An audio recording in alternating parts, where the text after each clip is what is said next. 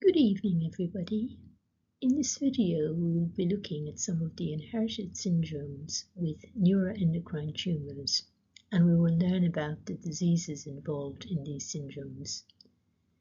We will also consider how extensive genetic studies in this area over the last 15 years has led not only to the identification of multiple genes, but also to a better understanding of tumor pathogenesis. Finally, we will consider how this work has made a contribution to the identification and development of disease-modifying therapies. During this video, the 4 inherited syndromes associated with neuroendocrine tumors, which we will discuss, are multiple endocrine neoplasia type 1, von Hippel-Lindau syndrome, neurofibromatosis type 1, and tuberous sclerosis. The tumors which occur in multiple endocrine neoplasia type 1 show loss of heterozygosity at a locus known as the L11q13 locus, which is the location of the MEN1 gene, resulting in biallelic loss of menin, the protein product of the MEN1 gene. Endocrine tumors manifest themselves by hormone overproduction or by growth in the tumor itself. The diagnosis is suspected by the occurrence of 2 or more of the following endocrinopathies: primary hyperparathyroidism, anterior pituitary tumors, or duodeno-pancreatic neuroendocrine tumors. Other MEN1-associated tumors include thymus and lung nets, type 2 gastric nets, adrenocortical tumors, pheochromocytomas, facial angiofibromas, cholangiomas, hibanomas, meningiomas, ependymyomas, leiomyomas, and lipomas. There is also an increased risk of developing breast cancer in female patients. So, looking then at primary hyperthyroidism, this is the commonest feature of MEN1 occurring in 95% of patients. Pituitary tumors occur in 35 to 50% of MEN1 patients, including both micro and macro adenomas. Prolactinomas, non-functioning adenomas, and growth hormone secreting tumors occur most frequently. Duodeno-pancreatic nets are the leading cause of premature death in MEN1 patients,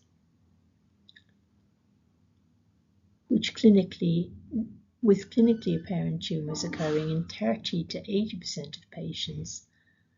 However, microscopic islet cell tumors are virtually universal. Gastrinomas, tumors secreting gastrin and resulting in gastric acid hypersecretion, resulting in peptic ulceration, cause considerable morbidity and mortality and occur in 20 to 60% of MEN1 patients. Insulinomas occur in 10 to 30% of MEN1 patients and may occur in children. Clinically significant non-functioning nets occur in 30 to 60% of patients and can present at any age, including childhood, and are the commonest cause of premature death. Thymic carcinoids occur in 2 to 8% of MEN1 patients and are associated with high rates of malignancy. Bronchial carcinoids are found in 15 to 25% of MEN1 patients and usually have a good prognosis. Adrenal tumors occur in 20 to 25% of MEN1 patients and are mostly functioning adenomas. The recommended course of action is for periodic clinical, biochemical, and radiological screening in mutation carriers and first-degree relatives of patients with MEN1. The diagnosis of von Hippel-Lindau syndrome is established in a proband who fulfills existing diagnostic clinical criteria. Identification of a heterozygous germline von Hippel-Lindau pathogenic variant on molecular genetic testing establishes the diagnosis. if clinical features are inconclusive. Retinal angiomas, known as hemangioblastomas, are the most frequent presenting feature in von Hippel-Lindau, and they're often multiple and bilateral in 50% of cases. CNS hemangioblastomas occur in 60 to 80% of cases, usually occurring in the cerebellum, spinal cord, and brainstem, with the lesions being benign with variable rates of growth. Clear cell renal cell carcinoma is the commonest cause of death in von Hippel-Lindau patients, with the management of choice being surgical resection. Pheochromocytomas and paragangliomas occur in 10 to 25% of families with von Hippel-Lindau. The majority of pheochromocytomas are benign and within the adrenal gland. Surgical removal is recommended. Non-functioning PNETs occur in 10 to 15% of patients with von Hippel-Lindau, with functioning nets secreting vasoactive intestinal polypeptide, insulin, glucagon, and calcitonin, but these occur rarely. As PNETs show a high rate of malignancy, surgery is recommended. Endolymphatic sac tumors occur in 10 to 15% of patients, often asymptomatic, but may be associated with hearing loss and tinnitus. There is a recommendation for periodic surveillance for early tumor detection in von Hippel-Lindau patients and also symptomatic von Hippel-Lindau mutation carriers. Overall prognosis is improving due to mutation screening. NF1 is common with an incidence of 1 in 3,000 of the population. The gene shows a high penetrance, but there is marked variation in expression with this gene even within the same family. Clinical examination should be for café au lait spots and cutaneous neuromas. The National Institute of Health diagnostic criteria for NF1 are shown in this slide.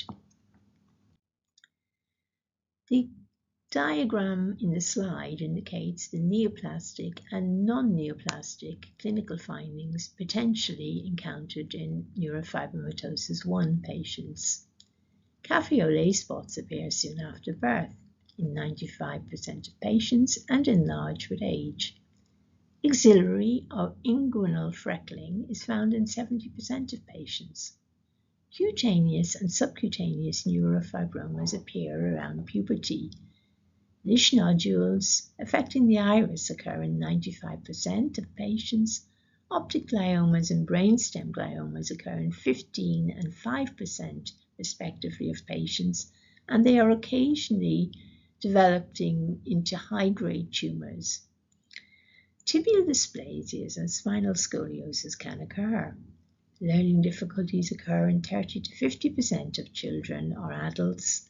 Vascular dysplasias leading to renovascular hypertension occurs in 3% of patients. Macrocephaly and short stature are also common. Increased risk of malignancies including leukemia, rhabdomyosarcomas, and stromal gut tumors occur, alongside a variety of endocrinopathies including hypothalamic and pituitary tumors, pheochromocytomas, gastropancreatic nets, and parathyroid tumors. Malignant neoplasms are the leading cause of death in neurofibromatosis type 1, with a lifetime risk of 60% of developing a neoplasm. So, finding key genes that are involved in endocrine tumor initiation remains a challenge. And recognizing familial and endocrine tumors syndromes is an important way to understand not only genetic predisposition to tumors, but also tumor pathogenesis.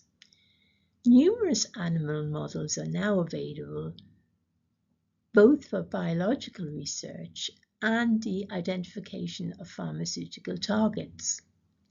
In the last 15 years, most of the syndromes that predispose to endocrine tumours have been identified, including those inherited syndromes that are associated with NETs that have been discussed here.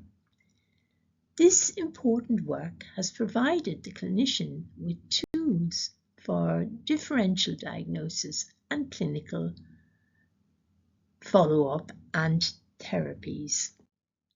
So I wanted to end with the mammalian target of rapamycin, mTOR.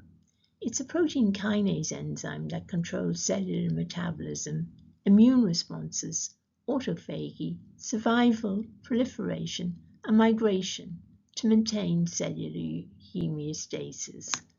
Its mutated tumor suppressor genes exert aberrant effects on the signaling in the mTOR pathway, with the resultant inactivation of mTOR.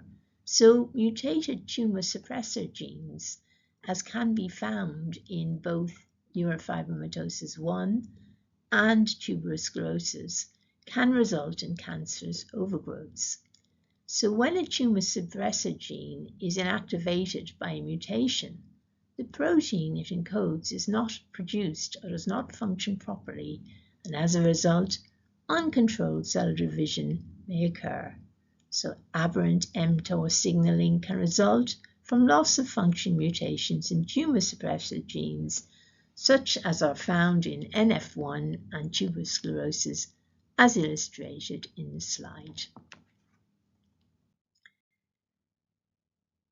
So I'll leave you with my references, and it just remains to say thank you very much for listening.